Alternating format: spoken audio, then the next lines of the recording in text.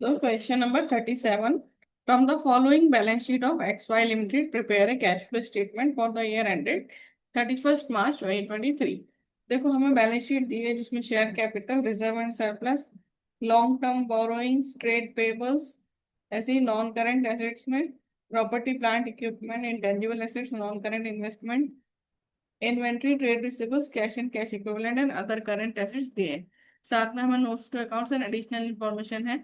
हमें बनाना है cash flow statement. तो उसके लिए स्टार्ट कर रहे हैं हम cash flow from operating activities से, और जिसकी स्टार्टिंग हम करेंगे net profit before tax. Net profit before tax हमें डायरेक्टली दिया नहीं क्वेश्चन में, तो उसका हम कैलकुलेशन कर रहे हैं वर्किंग नोट नंबर 1। ठीक है। तो इसमें हम देखो प्रॉफिट हम लेंगे करेंट ईयर का। करेंट ईयर का हमारा प्रॉफिट है 1,50,000।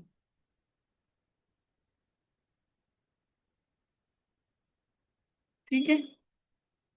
करंट ईयर का प्रॉफिट है 1,20,000 और प्रीवियस ईयर का है 1,59,000। तो देखो हमारा क्या हो गया, लॉस हो गया।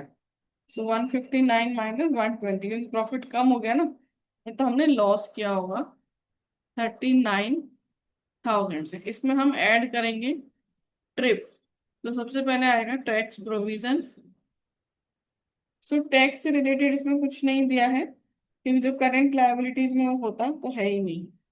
फिर general reserve transfer to general reserve. General reserve में देखो 4 लाख से 5,20,000 हुआ है, मतलब 1,20,000 आपका ट्रांसफर हुआ है। फिर आई से इंटरिम डिविडेंड।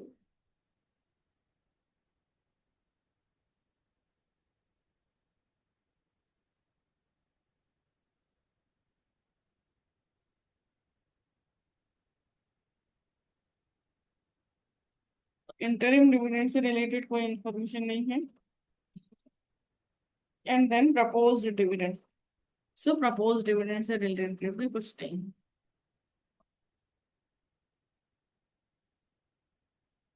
तो ये आ जाएगा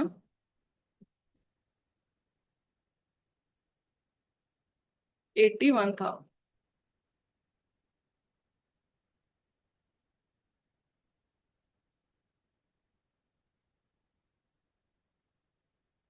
81,000 से हम अपनी 81,000 हमारा प्लस का आया है। इसी से हम अपने क्वेश्चन की स्टार्टिंग करेंगे आंसर।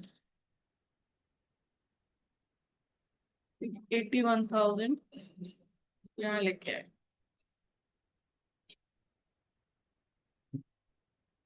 81,000 इसमें हम ऐड करेंगे वाइड, WILD। वाइड मतलब writing of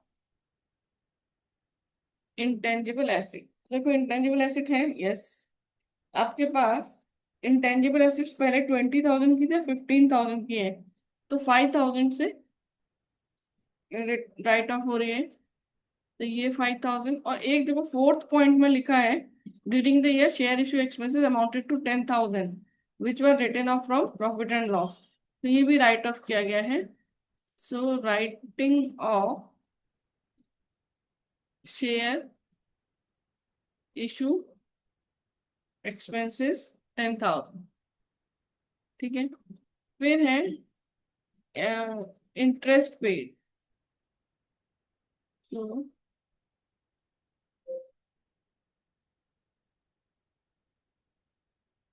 interest paid on long term borrowings. देखो ये हमारे पास 8% डिबेंचर्स हैं जिस पर हमने इंटरेस्ट दिया होगा। तो पहले वो 1 लाख के थे, अब वो 1,50,000 के हो गए डिबेंचर्स। लेकिन हमने कब इशू किए, 1 अक्टूबर 2022 को। तो वर्किंग नोट नंबर 2,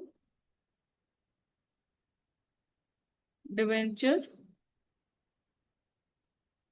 इंटरेस्ट। पहले थे आपके पास डिबेंचर्स 1 लाख के, उस पर 8%। 8,000।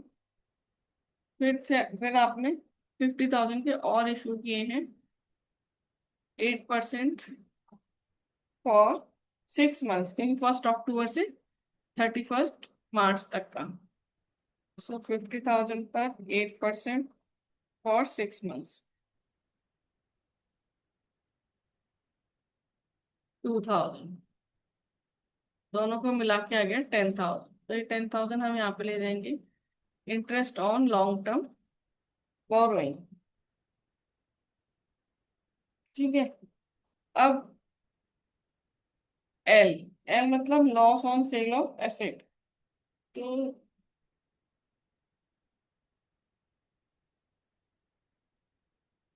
लॉस तो इसमें कुछ बताया नहीं है, loss on sale of non current assets या नॉन करंट इन्वेस्टमेंट नहीं है। डी से आएगा depreciation.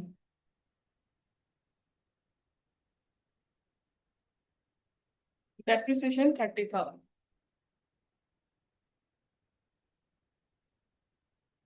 So 81,000 plus 5,000 plus 10,000, 10,000 plus 30,000।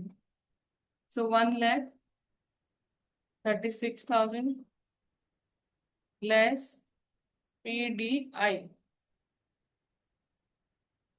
So profit on sale of non current assets या non current investment. So non current investment पर है, देखो 30,000 का इन्वेस्टमेंट 40,000 में सेल किया है, सो 10,000 का प्रॉफिट है। फिर है डिविडेंड रिसीव। तो डिविडेंड तो रिसीव का कोई वो नहीं है। इंटरेस्ट रिसीव ये भी नहीं है, तो ये आ जाएगा 1,26,000। ये ऑपरेटिंग प्रॉफिट हो जाएगा, operating profit before working capital changes. फिर इसमें करेंगे add decrease in current assets.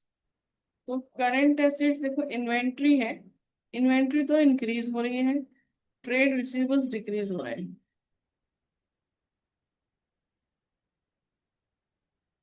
Trade receivables 494 के थे, अभी 320 के रह गए। सो 174। अब और उसके बाद क्या, कैश एंड कैश इक्विवेलेंट यहाँ आएगा नहीं। और other current assets, other current assets का है,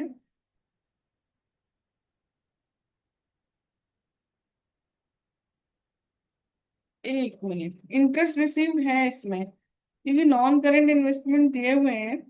नोट नंबर 3 है rate of interest on non current investment. तो नॉन करेंट इन्वेस्टमेंट थे हमारे पास 30,000 के। ठीक है, नॉन करेंट इन्वेस्टमेंट का हमें अकाउंट बनाना पड़ेगा।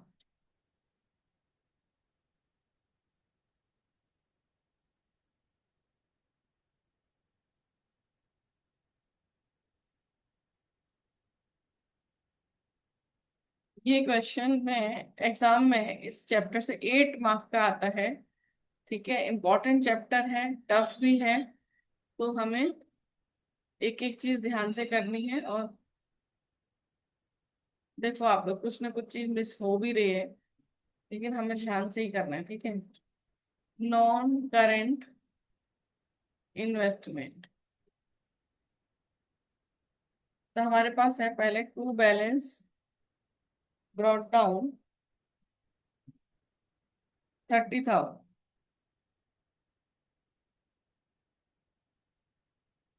Bye balance carried down 1 lakh. फिर हमने इसको सेल किया है, सो बाय बैंक 40,000 और टू गेन ऑन सेल 10,000। ठीक है, और ये हमने कब सेल किया है, at the end of the year. ठीक है, ये जो भी 30,000 का हमारा सेल हुआ है, at the end of the year हुआ है, टू बैंक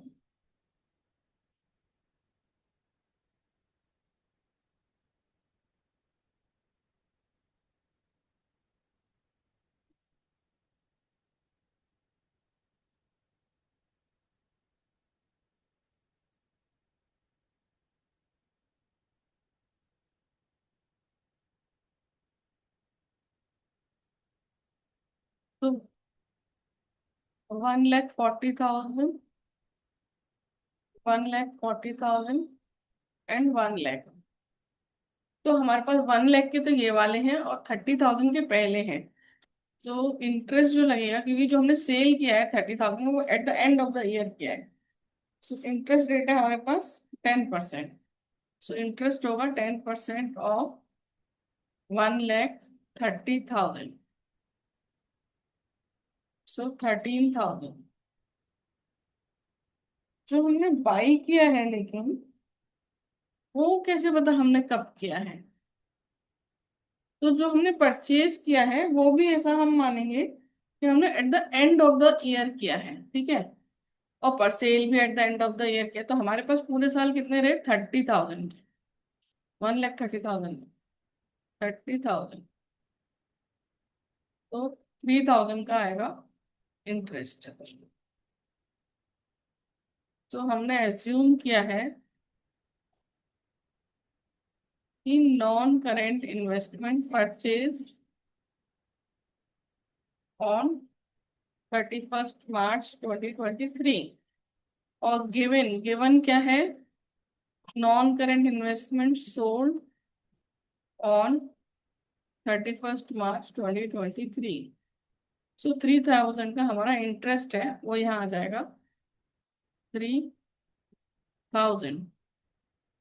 तो ये हो जाएगा 1,23,000।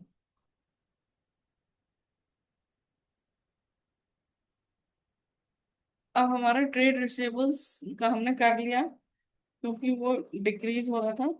कैश आएगा नहीं, अदर करेंट एसेट्स। अभी देखो, प्रीपेड एक्सपेंसेस तो इंक्रीज हो रहे हैं, लेकिन हाँ, एक्रूड इनकम आपकी डिक्रीज हो रही है।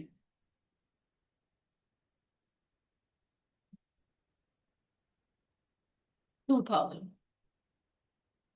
फिर इंक्रीज इन करेंट लायबिलिटी,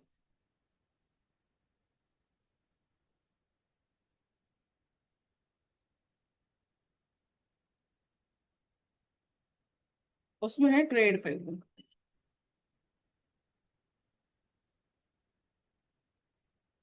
20,000।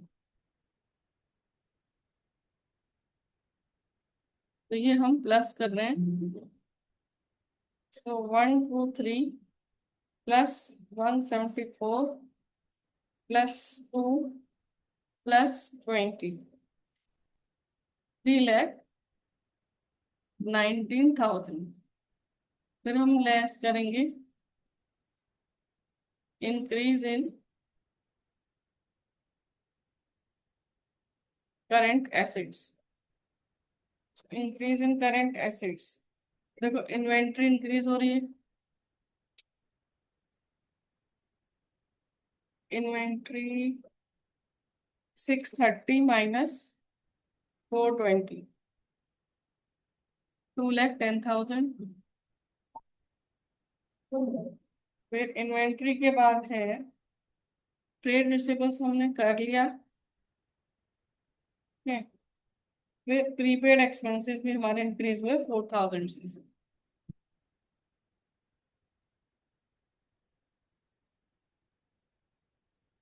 फिर आएगा डिक्रीज इन करंट लायबिलिटी, तो वो कुछ है नहीं, ठीक है। अभी ये 319 माइनस 210 माइनस 4,000, तो ये आ जाएगा 1,05,000 cash flow from operating activities. ये हो गया पॉइंट नंबर ए।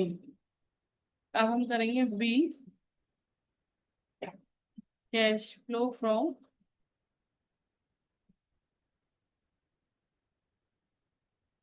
Investing activities. अभी देखो इन्वेस्टिंग के लिए प्रॉपर्टी प्लांट इक्विपमेंट है, तो उसका हमने अकाउंट बनाया है, नहीं बनाया है।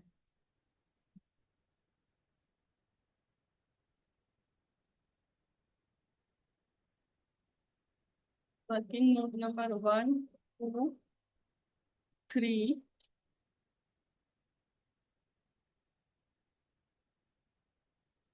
Working note number 4।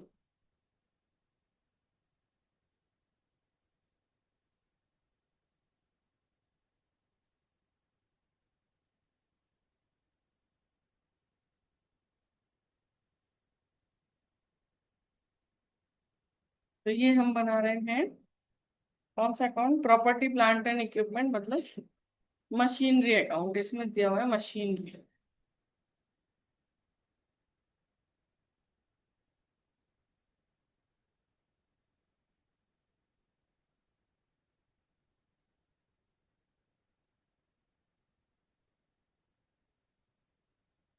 इसका ओपनिंग बैलेंस होता है डेबिट साइड, तो बैलेंस ब्रॉट डाउन 5,10,000। ये WDV पे बन रहा है, एक्यूमुलेटेड डेप्रिसिएशन का अकाउंट नहीं है ना, तो ये WDV पर है।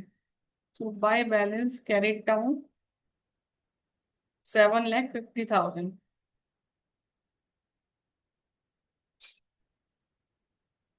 फिर हम करेंगे बाय, हमने कुछ सेल किया, डेप्रिसिएशन दिया हुआ है बस, depreciation 30,000।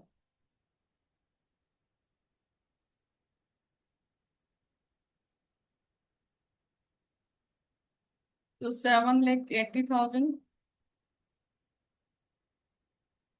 Minus 5,10,000, so 2,70,000 to bank. ये बैलेंसिंग फिगर है 7,80,000। तो 270 की मशीनरी परचेज की।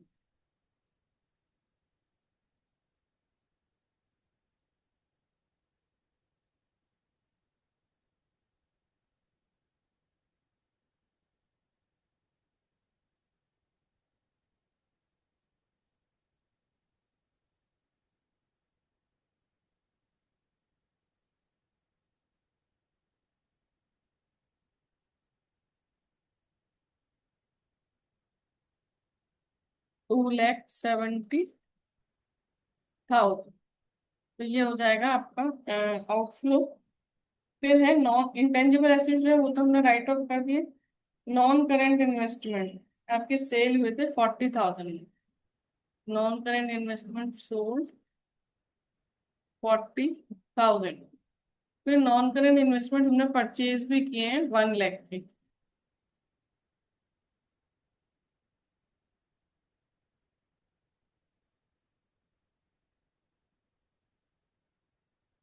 1 लाख, और हमें इनसे इंटरेस्ट भी मिला था, interest received on non current investment 3,000, है ना, हमने यहाँ निकाला था 3,000, ठीक है। अभी ये प्लस माइनस कर देते हैं,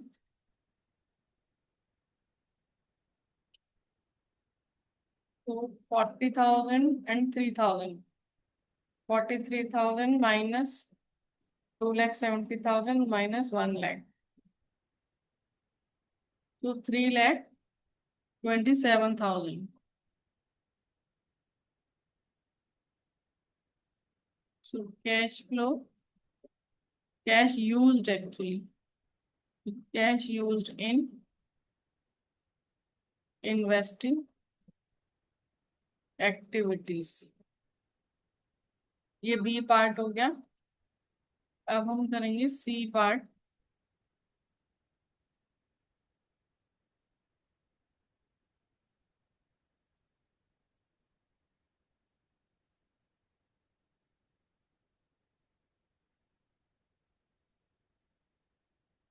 cash flow from financing activities.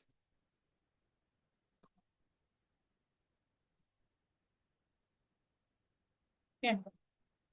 अब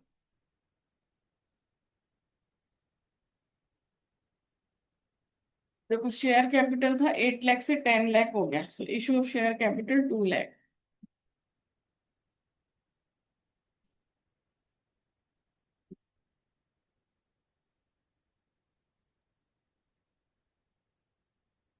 फिर रिजर्व एंड सरप्लस तो हो गया। Long term borrowings 8% debenture 1 lakh से 1,50,000 हो गए। Issue of 8% debenture 50,000।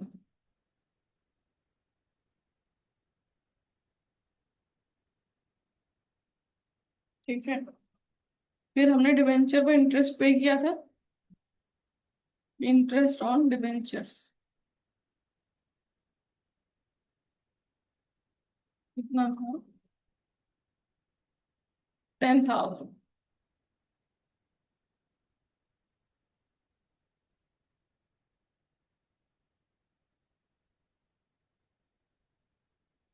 फिर था शेयर इशू एक्सपेंसेस। तो शेयर इशू एक्सपेंसेस एक्चुअली इसमें से ही माइनस कर देंगे। 2 लाख -10,000। तो 1,90,000।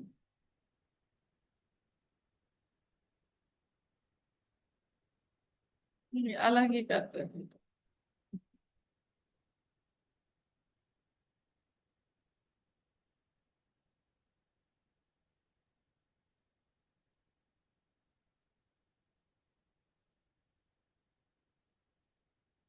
तो ये आ जाएगा 2,30,000 cash flow from financing activity. फिर यहाँ आ जाएगा नेट कैश इंक्रीज डिक्रीज। ए प्लस बी प्लस सी। देखो, एक 1,05,000 प्लस में था,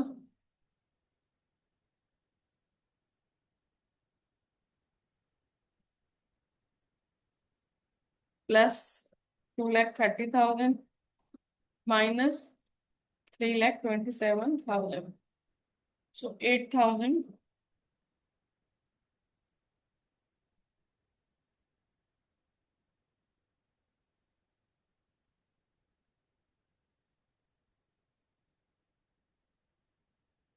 फिर opening cash and cash equivalent 20,000। ये आ गया 28,000।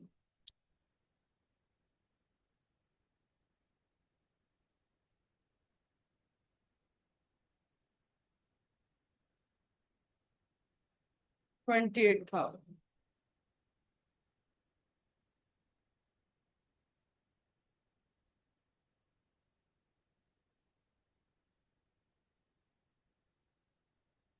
Closing cash and cash equivalent. So 28,000 हमारा क्लोजिंग कैश है। हमारा आंसर आ गया। Question done. Thank you.